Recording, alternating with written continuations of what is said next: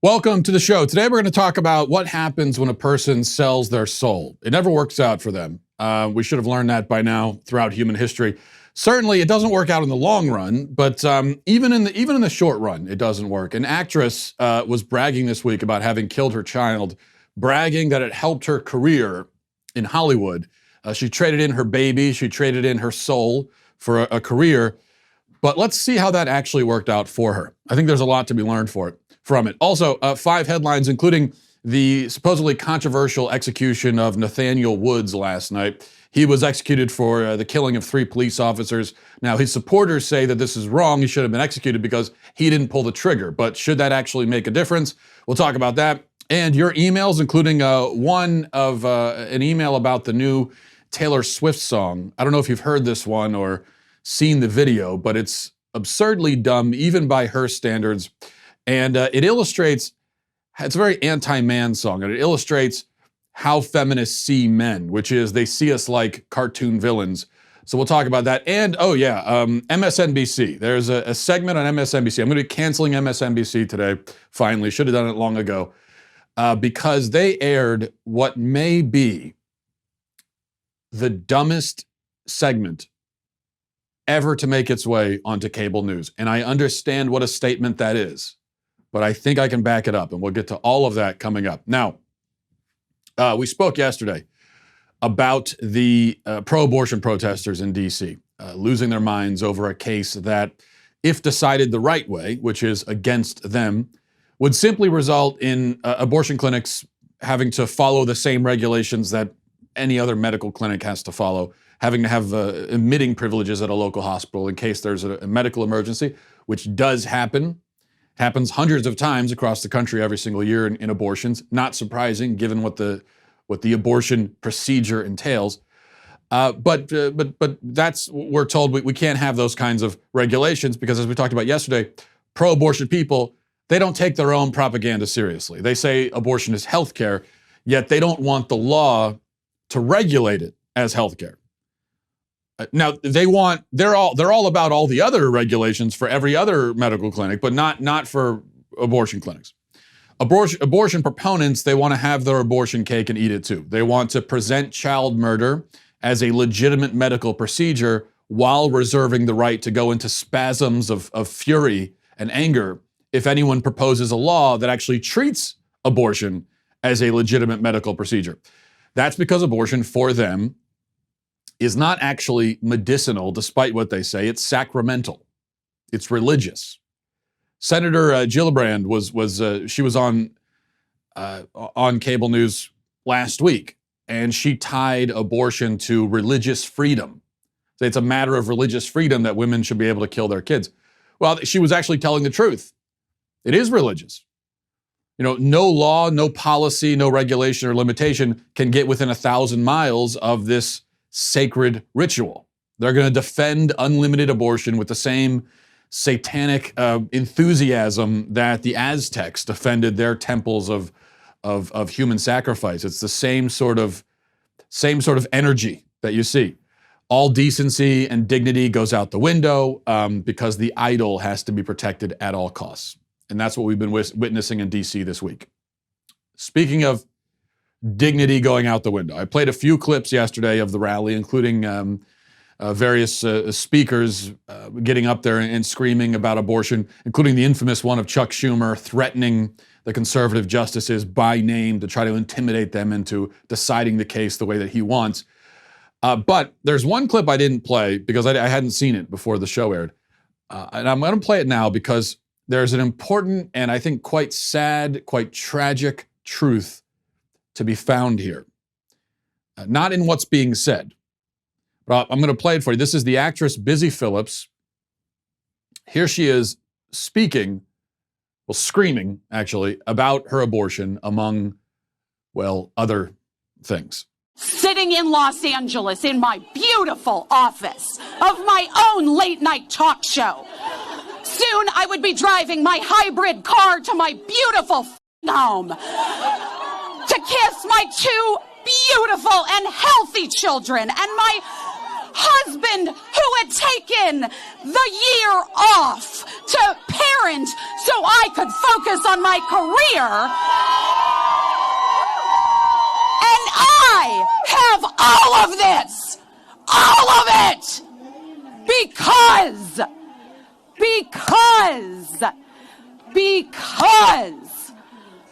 I was allowed bodily autonomy at 15. I will not be shamed into being quiet. We will not be shamed into being quiet. Never again.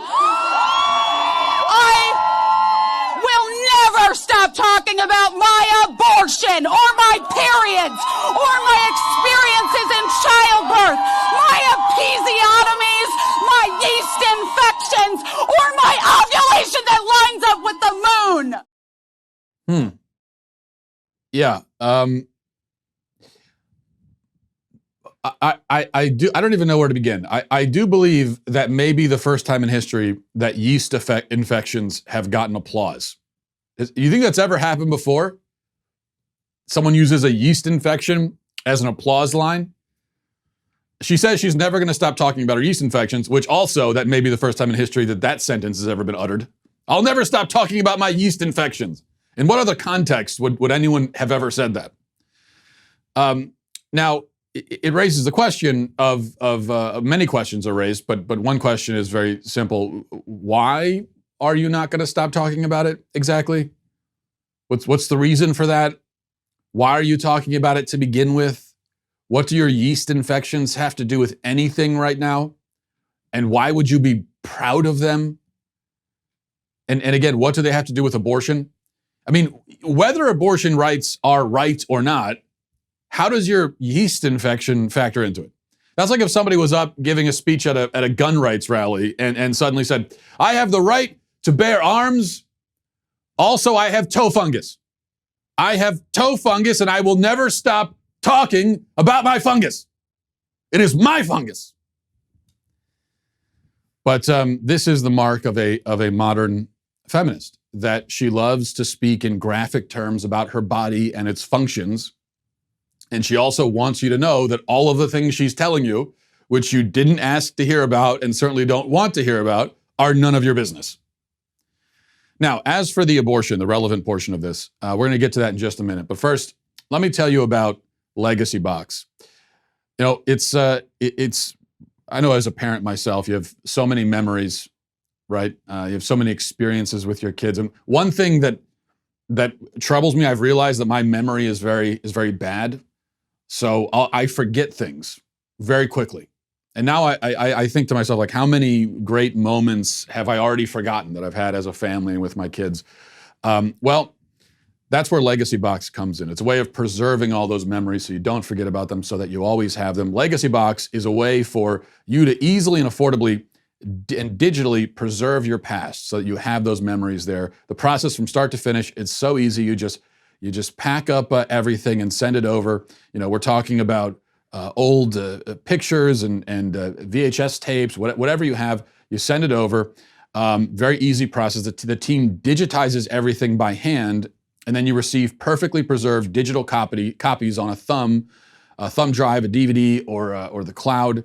However, you know, whatever's most convenient for you, however you want it. And then you have it there, you can watch it, you can share it, you can enjoy it, you can go back and access those memories if you don't have them in your head anymore, especially. Plus, they keep you up to date with regular email updates throughout the digitizing process. Legacy Box is the world's largest digitizer of home movies and photos and has helped over 750,000 families digitally preserve their past. So, get started preserving your past today. Go to legacybox.com/Walsh to get an incredible 40% off your first order. But today, take advantage of this exclusive offer, and you can send in when you're ready. Go to legacybox.com/Walsh and save 40%. You're saving 40% right now if you go to legacybox.com/Walsh while supplies last. Okay, Busy Phillips says that she's happy that she had her abortion and killed her offspring, her child, because it enabled her to have a wonderful career in a talk show. But, and I'm not even trying to insult her here. Not that I could be blamed for insulting such a vile, grotesque excuse for a human being. But that's not even my point. That's not my point in pointing out that, the talk show she said that she has that made the abortion worth it? The talk show's been canceled. It was canceled after one season. And her acting career. Let's take a look at her IMDb page. Let's take a look at the things she's had roles in, often bit roles. And I'm going down this, The Unbreakable Kimmy Schmidt. She appeared in some episodes of that. A show called Camping. She had a few voiceover roles in American Dad, Drunk History, something called Grizzly Bear Losing All Sense, The New Girl, Cougar Town. There, I think I recognize that one. Okay. Made in Cleveland. These are all just, a lot of these just one episode it looks like that she appeared in. Don't Trust the B Word in Apartment 23. It was a show that was on, it looks like, for 1 year. And she was on for one episode. And I'm just going down. I'm trying to find something that would be How I Met Your Mother. She did an episode of that. And just a lot of stuff like that. White Chicks. She was in the movie White Chicks. Okay, there's one. I remember that movie. Cinematic masterpiece. Here's my point. She sold her soul, killed her child, and this is what she got out of it.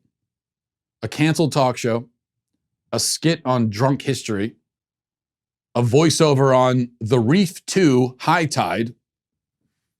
Now, look, of course, even if she had 5 Academy Award wins and her filmography was chock full of film classics, it still wouldn't make the abortion worth it. Nothing could ever justify killing a child. No earthly reward, no professional achievement or accomplishment could vindicate that, of course. But it just shows you the tragic absurdity of this idea that a woman should sacrifice, literally sacrifice, her children and her family for a career.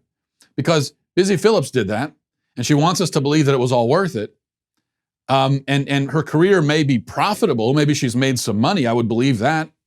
But nobody's going to remember anything this woman has done in her career so far. Nobody remembers it now. And this somehow is considered the noble choice to throw out motherhood for this? For this? G.K. Chesterton, he had a great quote where he talks about in our professional lives, not just women, men too, we are the same thing to everyone. In that we fill a certain role, we do a certain thing. And in that role, in our jobs, when we're clocked in, that's what we are to everybody, no matter what you do. Even if you're the President of the United States, well, you're the President of the United States. That's what you are to everybody. But as parents, rather than being the same thing to everybody, we are everything to someone. Or to a few people, depending on how many kids you have. And he points out that especially with women, this idea that the latter role, where you're everything to someone, everything to your children, the idea that that's narrower and more confining and less noble and less worthwhile is ludicrous. It's a lie. It's one of the worst lies that modern culture tells. Our role as parents, that role, much more than our role in our job, or Busy Phillips' role in Made in Cleveland, is a dynamic, versatile thing, something that will make a lasting difference, a lasting impact, something that will leave a legacy. Speaking of legacies. Now, that's not to say that your job is unimportant.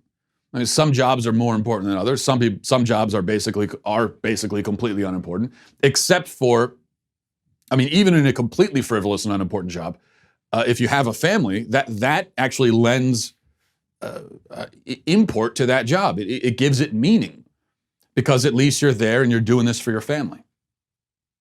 So the meaning comes from that. See, the meaning springs forth from that role as a parent, as a husband, as a wife, a mother.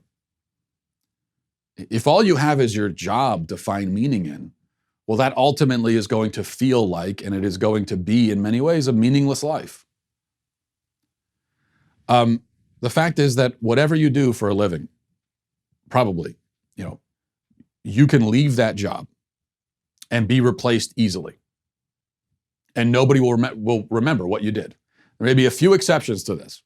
There are a few people across the world who are exceptions to this, but almost all of us, whatever we do for a living, no matter how important we might think it is, you can leave. Eventually you will leave. You'll be just replaced by somebody. Your company, whoever you work for, they're going to find someone to fill in that role, and they're going to move forward. And no one's going to, maybe if you were employee of the month or something, you got your plaque on the wall, and so that's all you'll be now, is just that picture on the wall, if that. But you get replaced, and it doesn't matter. Now, you leave your role as parent, you're not going to be easily replaced. In fact, you cannot be replaced at all, not fully. And that loss, you think of a father who abandons his children. A father works at a job, leaves the job, who cares? He'll be replaced, no one's going to care or remember. Leaves his kids, though. That's going to leave a hole in those kids' lives forever that they're never going to fully get over. Now, I mean, look at me. I write articles, I do podcasts. There are a million people who do the same thing. There are a million podcasts out there. Nobody's going to remember this segment that I'm doing right now.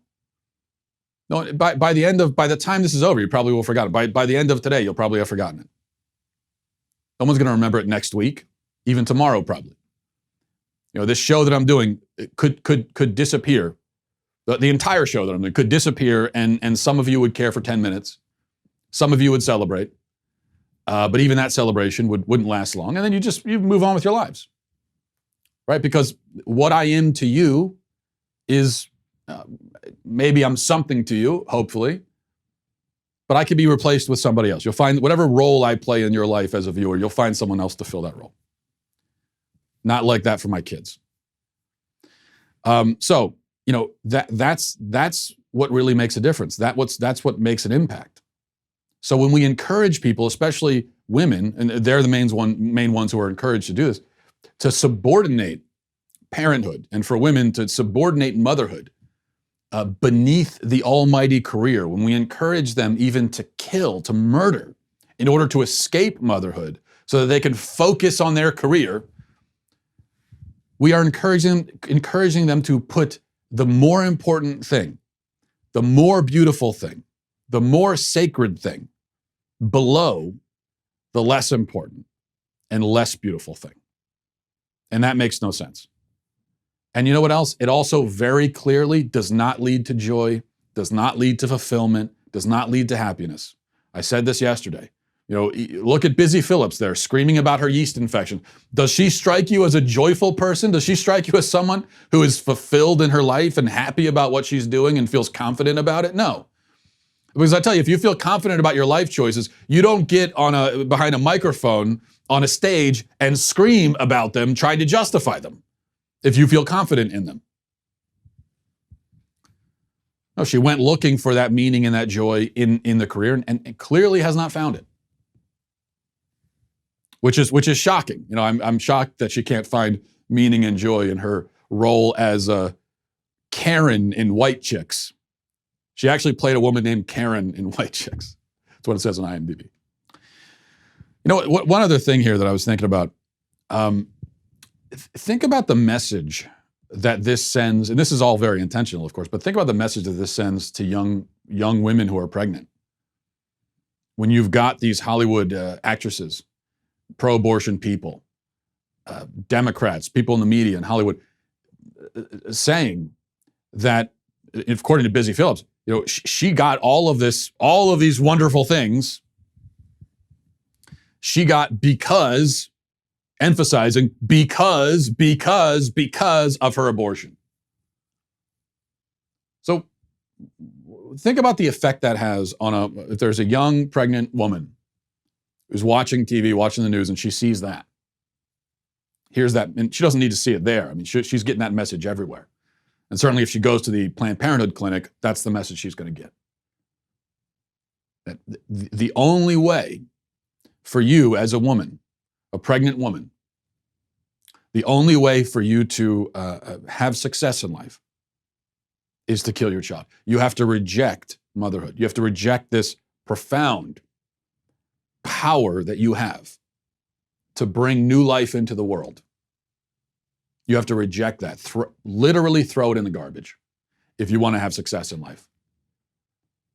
This whole facet of womanhood, the most spectacular facet of it.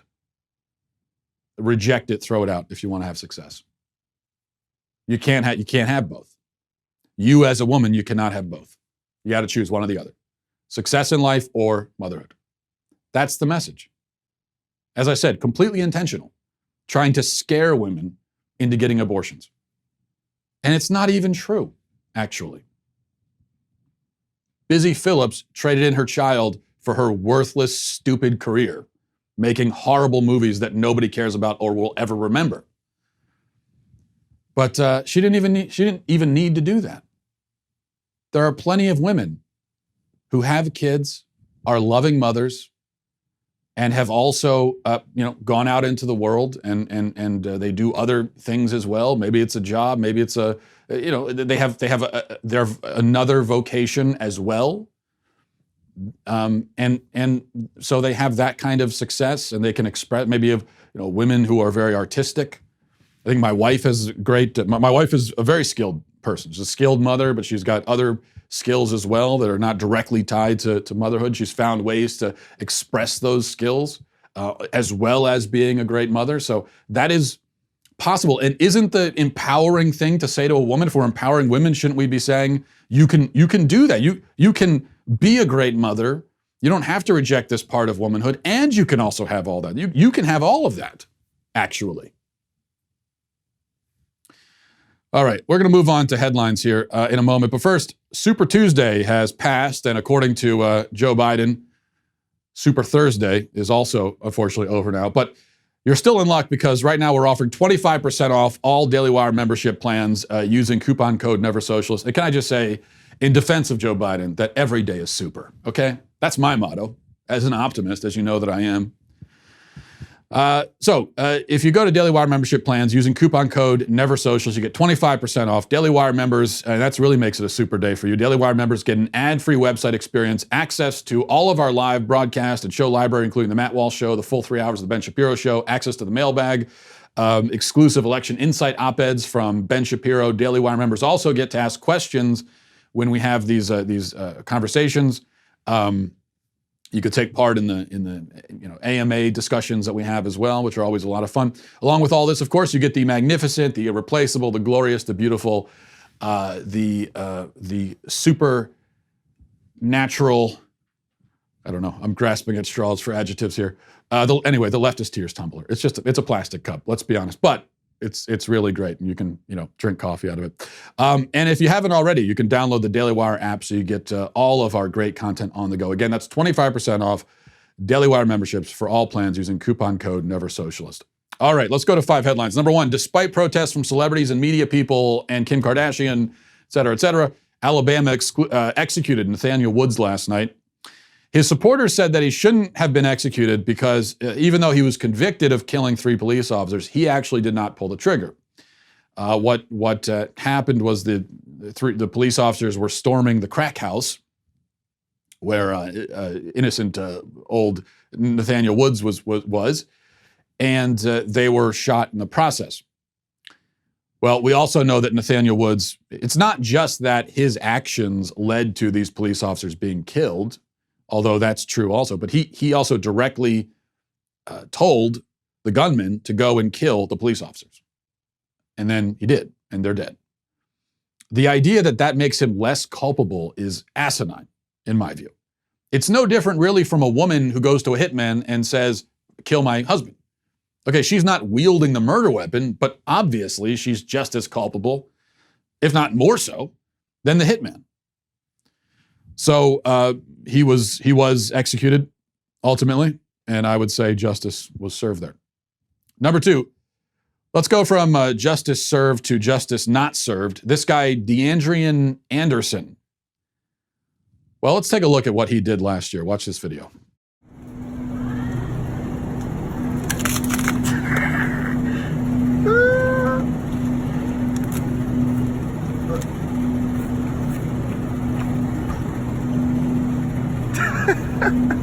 Come on, let's go. Hurry up. So he's finally been sentenced for that. 30 days in jail is what he's getting. Now, I'm not kidding when I say, if I'm the judge, I give him a year in state prison for that. And it's so gratuitous and gross, and it betrays such a disregard for common decency and for other people that, yeah, I would throw him in prison for a year. You're spreading germs, you're spreading disease, you're spreading it intentionally to someone you don't even know. Like, someone's gonna buy that ice cream, feed it to their kids, and you've slobbered all over it. Just the disregard for other people, I think, is enough to land him in jail. Now, and I say a year in jail if I was a judge in the United States under our current system. Of course, under my dictatorial, theocratic regime, it goes without saying that the punishment would be quite harsher and more just than that. What I would do probably in this circumstance is, and I'd have to look at his prior prior convictions, and I'd have to look at his criminal history. When I say criminal history, I mean, does he lick his fingers, as we talked about? Is he a Michael Bloomberg? Those sorts of things. So that's going to factor in. But if this was a one-time deal, it would begin, he would have his tongue amputated, of course. Then he'd be strapped to the back of a donkey with a sack over his head and exiled out into the desert with 2 jugs of water. And what happens from there happens. Number 3, the Assistant Secretary for Health at HHS spoke to the media yesterday with some somewhat reassuring information on the coronavirus. And I also enjoyed this because it proved me right in a lot of the things I've been saying on the show the last few days. We are still very early in understanding, all the evidence isn't there, so I want to caveat that. But to set some foundation, the typical mortality rate for seasonal flu is about 0.1% or 0.15%. The best estimates now of the overall mortality rate for COVID-19 is somewhere between 0.1% and 1%, okay? That's lower than you heard probably in many reports. Why is this? Number one is because many people don't get sick and don't get tested. So probably and this reflects the overseas experience, so probably for every case, there are at least 2 or 3 cases that are not in the denominator. So I just want to sort of scale that it's certainly could be higher than normal flu. It probably is, but it's not likely in the range of 2 to 3%. So our best modeling, again, you have a denominator problem, and I want you to understand that only the people who are really sick or have symptoms come in and get tested. So based on the models we have right now, we estimate the mortality as 0.1 to 1%. It is likely not in the range of 2 to 3%. Now, of course, we still take the virus seriously. Nobody's saying that, but fortunately, the fatality rate isn't nearly as bad as what's being reported, which, maybe means they should stop reporting it. Maybe the news should stop saying that the mortality rate is 2 or 3%, because it's not. Just a thought. Number 4, reading now from a Daily Mail exclusive report, it says Bill Clinton claims that his affair with Monica Lewinsky was one of the quote things I did to manage my anxieties. The former president suggests in an explosive documentary seen by Daily Mail TV that he had the fling with the ex-White House intern while he was in office because it helped with his own issues. Bill reveals that at the time he met Lewinsky, the pressure of the job made him feel like a boxer who had done 30 rounds, and he looked at Lewinsky as something that will take your mind off it for a while. He makes the claim in an interview featured in the new documentary series that will air on Hulu about his wife Hillary Clinton called Hillary, where the former First Lady and Secretary of State candidly reveals that in the aftermath of the scandal, the couple underwent painful marriage counseling. So there you go. There is the casual, even now at this point, the casual cruelty of Bill Clinton. Even now, these many years later, he's literally referring to a woman, Monica Lewinsky, as a thing. It's one of the things I did. She was one of the things I did to manage anxieties. Just something to take my mind off it. Yes, this is a whole other human being, but who cares? And her life was destroyed by it. I mean, think about if Monica Lewinsky, her whole life is defined by this. This is all talk about being one thing to everybody, the same thing to everybody.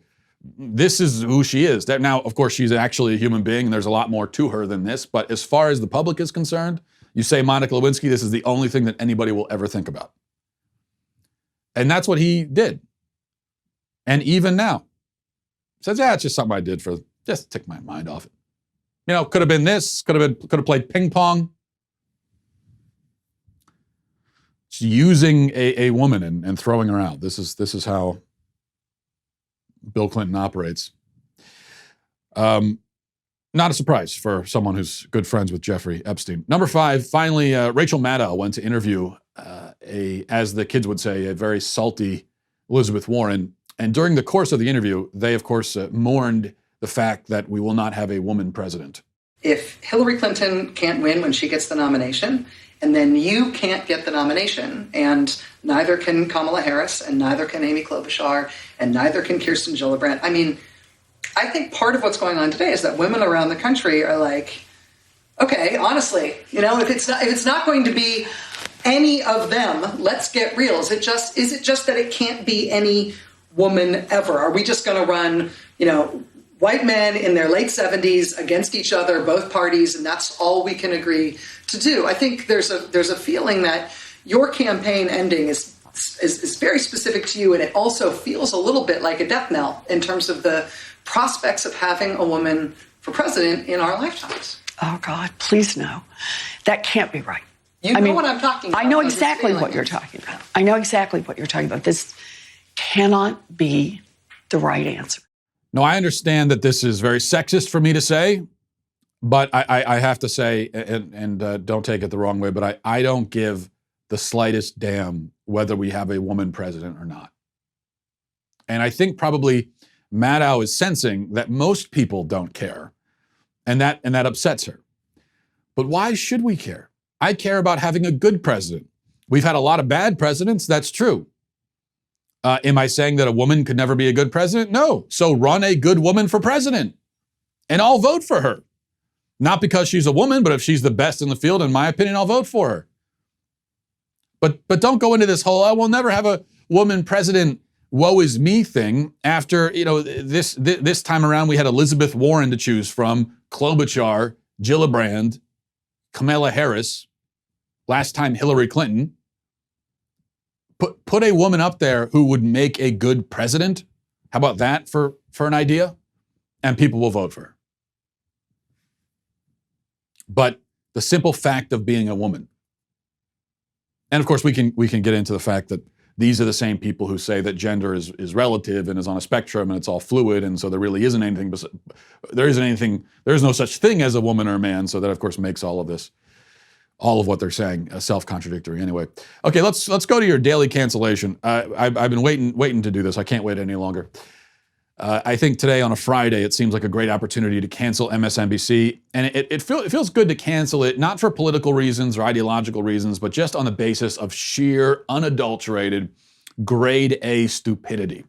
In fact, as I said, this clip from MSNBC that I'm going to play might be the stupidest thing you will ever see on cable news. I know that's a hell of a statement.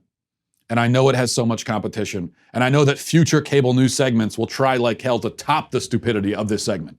I know legions of talking heads and cable news anchors in the future will see this as a challenge. And they're going to say, oh no, I could be stupider than that. Watch me. But I'm telling you, I don't think they can do it. I don't think anyone can do it. Watch. You see it as a possibility if he wants to spend $1 billion beating this guy, he could do it. Absolutely. Somebody tweeted recently that actually with the money he spent, he could have given every American $1 million. I've got it. Let's put it up on the screen. When I read it tonight on social media, it kind of all became clear. Bloomberg spent $500 million on ads. U.S. population, 327 million. Don't tell us if you're ahead of us on the math. He could have given each American $1 million and have had lunch money left over. It's an incredible way of putting it. It's an incredible way of putting it. It's true. It's disturbing. It does suggest, what we're talking about here, which is there's too much money in politics. Yeah. This reminds me of the time that I won $75 on a scratch off. And so I gave my parents and all of my siblings $16,000 each. The math checks out. No, actually, I'm not sure that it does. So let's think about this. 327 million people, $500 million. If we give $1 million to each person, if we were to line everybody up, all three, a line 327 million people long, line them all up, and give each $1 million, we would run out of money by person number 501. The first 500 people are lucky, so they made out like bandits. Everybody else, you're out of luck. That's because 327 million times $1 million is 327 trillion. You would need $327 trillion to give everybody $1 million, which is, shall we say, a little bit more than 500 million.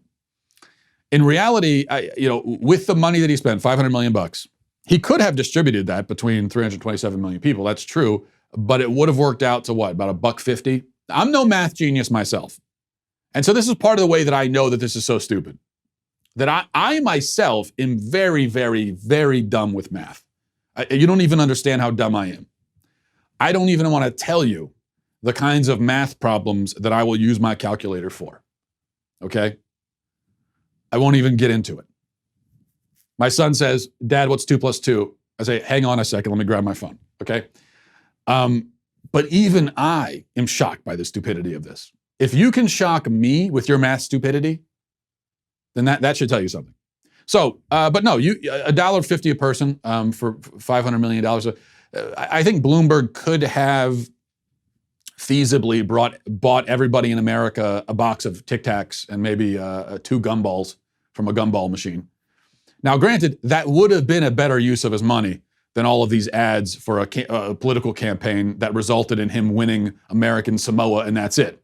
Probably be better off with the Tic Tacs and gumballs for everybody, but that's all that would have happened. Now, the person who tweeted this originally followed it up, and she said, blah, blah, blah, math, blah, blah. That sentiment I relate to. Blah, blah, blah, math, blah, blah. That's my argument that I would make to all of my math teachers in high school as I would fail the math tests. Blah, blah, blah, math. Who needs it? Anyway, blah, blah, blah, math, blah, blah. People are telling me my numbers are wrong, but the point still stands. He could easily afford to give everyone $1 million and literally never notice. Well, no, I think he would notice because, again, $1 million to each person would cost him $327 trillion. He's worth $60 billion. So if he were to distribute his entire net worth among the entire population of America, in the end, he would be in the hole about $267 trillion. So he would probably notice that. Now, if he were to distribute his whole net worth, how much could he give us? This is a little bit better. He could give us all $180. So if he forfeited all of his money, we would all get $180. And that's not bad. You know, that's you could do some damage at Best Buy with $180. Or you could go to the grocery store. You could buy easily 6 or 7 boxes of brand name cereal with that kind of money. So that would be great. The really amazing thing here is because I'm never surprised by the stupidity of one person. There is no amount, there is no level of stupidity that a person can sink to or perhaps rise to that would surprise me for an individual person. I understand that the capacity of an individual person to be stupid is infinite, limitless. But when the stupid thing requires the planning and approval of several other people, then that's when it becomes really mind-boggling. So think of how many layers of stupid were involved in bringing this glorious moment to air. You had the original stupid tweet. Then you had the woman there, and also Brian Williams, stupidly reading that and not seeing the mathematical difficulties. Then there had to be a graphics guy who put it up there so it could go on air, a producer. I mean, easily we're talking about at least 5 or 6 other people on top of Brian Williams and the person who tweeted it and the woman there. So easily 5 or 6. So we're talking about a total of like 9 or 10 people. And none of them, all of them literate adults, all of them college educated, I assume, which only goes to my point about college education, by the way. None of them saw the problem with that. But this does at least clarify one thing. It shows why so many people in this country think they should be given free everything, free college, free healthcare, free housing, and so on. This is a very clarifying moment. It's because they don't understand how numbers work. If you think that $500 million can make millionaires out of 327 million people, then just imagine what you think the government can do with its $4 trillion budget.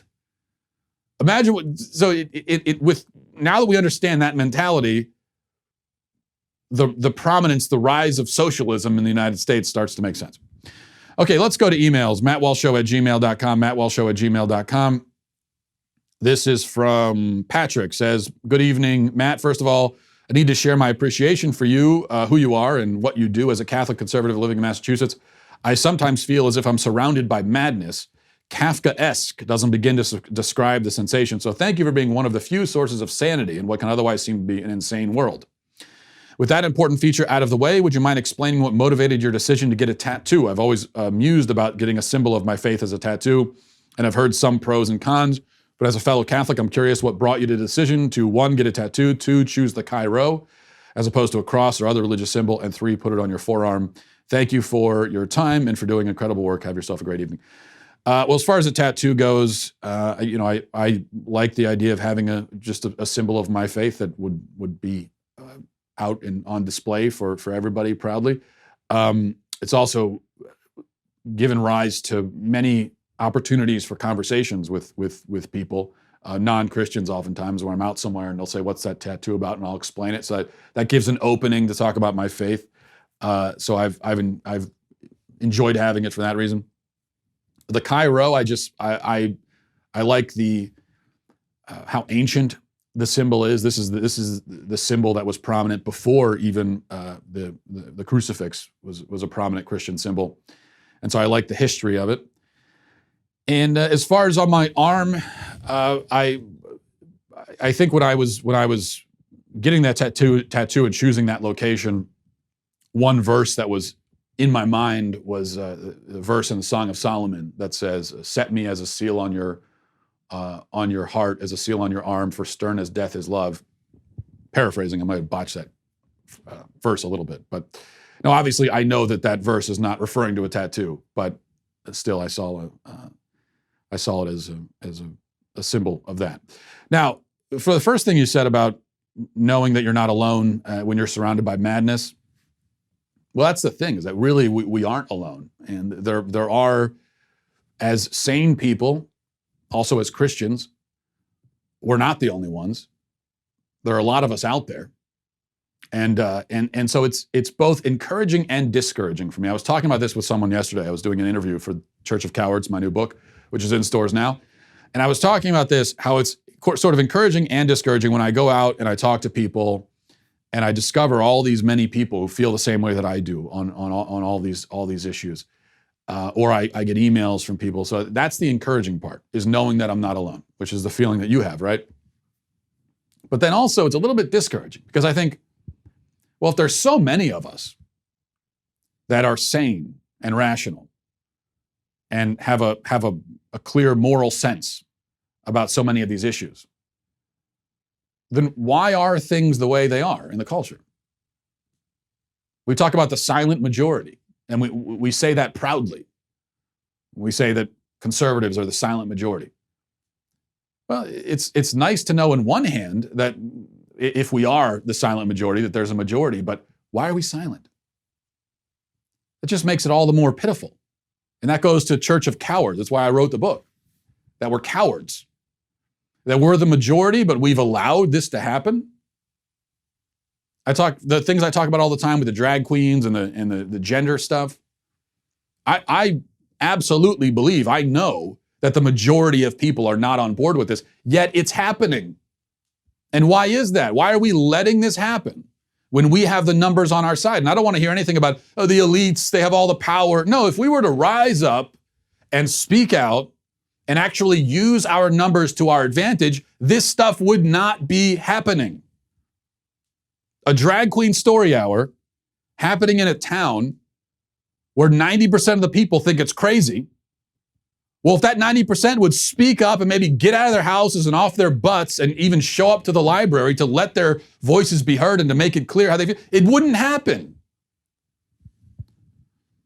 I feel the same way when I get emails, if I'm talking about some controversial subject and I take a position, I'm getting a lot of backlash, and I'll get all these private messages and emails from people saying, hey, I agree with you. I agree with what you're saying about it. I just want to let you know. Thumbs up, keep it going. And I think, thank you for the encouragement. Why are you whispering it to me behind the bushes? Okay, why are you saying, come here, let me tell you something. Shh, come here. I agree. It's like I'm in the middle of a pitchfork mob and they're bearing down, and then there's someone hiding in an alley over there, and they motion me over. Hey, I agree with you. Keep it up, champ. And then they run off. It's like, well, thank you, but it maybe publicly, if you were to say that, that'd be kind of nice. I understand people have jobs and things. Unlike me, I don't have a job, so that's something you have to factor in as well. But still, yes, I guess my point is, Patrick, that we're not alone. That there are a lot of us out there, which is encouragement, but it's also our shame that we have allowed the culture to become what it is, despite the fact that most of us know it's wrong. Let's go to Cuba, I'm not sure, but it's with a K, K-U-B-A. So, most eminent and sublime Matt, my humble personage bows before your grandeur. Have you heard of the song The Man by Taylor Swift? If not, you should watch it on YouTube. The song is so good at portraying what a man is and does that I figure that you might find some inspiration in it. Personally, I've been playing this song on repeat because it speaks the truth of how a man acts. In many ways, I fall short of the standard outlined by Swift. She makes an excellent point when she states that I'm sick of running as fast as I can, wondering if I'd get there quicker if I was a man. To that I say, yes, you would, because men are built physically to run faster. What a wonderful insight. Okay, I thought I played this song on the air. I'm sorry if I didn't, because it's such a wonderful song. Let me play a quick clip of this. It's a new music video from Taylor Swift, a song called The Man, where she dresses up as a man and is talking about trying to show all the terrible things that men are able to do. So watch this. You can tell the song itself is just a terrible song, which is what we've come to expect of Taylor Swift, especially in recent years. But she dressed up as a man. We see her on a subway, of course, doing the man spread with her legs wide open. Yeah, that's a man, all right. That's how men act. All men, right? And by the way, as I've tried to explain in the past, I don't want to get into graphic detail. Okay, I'm not going to give a whole anatomy lesson here, but for feminists that don't understand why men don't sit the same way that women sit, it's because we do have different body parts, which makes it so that we are going to sit a little bit differently from you. But anyway, so Taylor Swift's got the man spread, and she's got her arm around, as a man, he's, quote unquote, got his arm around the person next to him, and she's smoking a cigar on the subway and then ashing out into a woman's purse next to her. And then she comes out and she pees in the middle of the subway station, which that does happen, but usually it's the homeless people doing that. Yeah, that's what he said. I mean, we see that all the time on the subway, right? A man, smoking a cigar on the train, tapping the ashes into a woman's purse. Totally normal, yeah. But this is how feminists see men. This is as cartoon. We're cartoons to them. And that's why they're so bitter about men, because they don't understand a single damn thing about men. Now, how do you think that? Do you think a male artist could make a video like that about women? All of the annoying things women do? You think a man could get away with that? Well, the first problem is that the song would be way too long. The song will be 6.5 hours long and nobody's going to listen to that. So that'd be the first problem. But nobody would, he couldn't get away with it. Only women can do that. Finally, this is from Sarah. Telling me this is the why I'm wrong email of the day. Not the most important issue in the world, but you got to keep me. And this is what I say. And I encourage the emails telling me why I'm wrong. And it doesn't have to be just, you got to keep me honest. So if I make any mistake at all in your mind, let me know. And that's what Sarah's doing here. It says, Dear Matt, you are wrong about the fairy godmother in the Cinderella reboot. This character will not be called the Thing, as you postulated. Indeed, they have already determined the name of this genderless being, Fab G. The actor slated for the genderless role, Billy Porter, claimed, quote, "It hit me when I saw on the set last week how profound it is that I am playing the fairy godmother." Yes, profound. Deeply profound. They call it the Fab G. Magic has no gender. This is a classic fairy tale for a new generation. I think that the new generation is really ready. The kids are ready. It's the grown-ups that are slowing stuff down. Sarah continues, "I'm sure this was an honest error on your part, but please be sure to tread a bit more lightly on such serious topics going forward." Fab G. Okay. You got me on that one. I was wrong. Doesn't happen often. And that does give me an idea for when my kids get older and they have kids of their own. I don't want to be called Grandpa. I want to be called Fab G. Because when you see me, it's the first thing you think, right, is fabulous. You look up fabulous in the dictionary, you're going to see my face. And we'll leave it there. Hope you guys all have a great weekend. Buy the book, Church of Cowards. Godspeed.